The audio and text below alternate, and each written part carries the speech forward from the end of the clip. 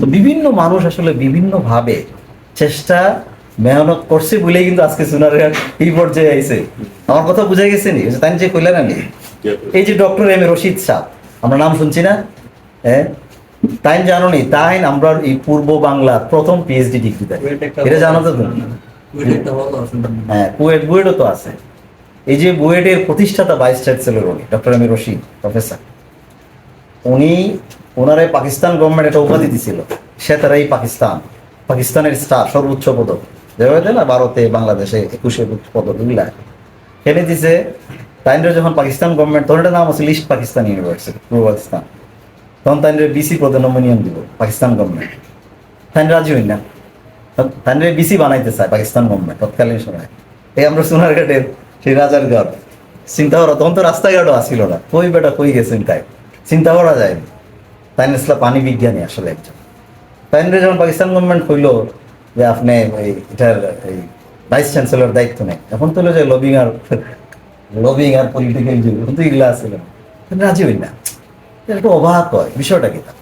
পরে তাদের ঘনিষ্ঠ জনের মাধ্যমে তথ্য নিল যে না, হ্যাঁ তখন বেতন পাইতা 2000 টাকা, দেখলাম ভাইস চ্যান্সেলর হলে 4,500 টাকা বেতন।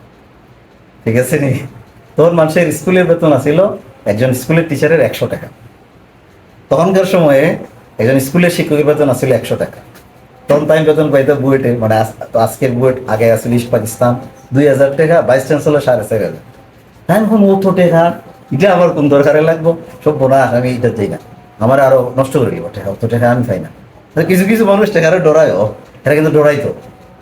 তখন একটা এগ্রিমেন্ট হয়েছে পাকিস্তান গভর্নমেন্টের সাথে, ঠিক আছে তোমার স্যালারি আমরা বাড়াইতাম না। তাহলে মূল অবজেকশন ছিল স্যালারি, যে আমার এত স্যালারি এখানে দিবা। হ্যাঁ, ঠিক আছে স্যালারি তোমার জায়গাতেই থাকবো 2000, আর তুমি বাইস্তান রাজি হয়েছো। কথা বোঝা যায়নি, এগুলো কিন্তু গল্প না, সত্য ঘটনা, এটা কিংবদন্তি আমাদের জন্য। এই ডক্টর আমির রশিদ ওনারে তখন পাকিস্তান গভর্নমেন্টে কইছে রে এটাই আমার সম্পদ, রাষ্ট্রের সম্পদ, মানে এ দেশ ওন করে দেশপ্রেমী। তাই না? আজকে তোমরা স্যালারির পিছনে ঘুরি। এই যে কইলো এখনকার পড়াশোনা হচ্ছে job oriented, computer science, electrical engineering, IP, এখানে ফার্স্ট করার আগে চাকরি।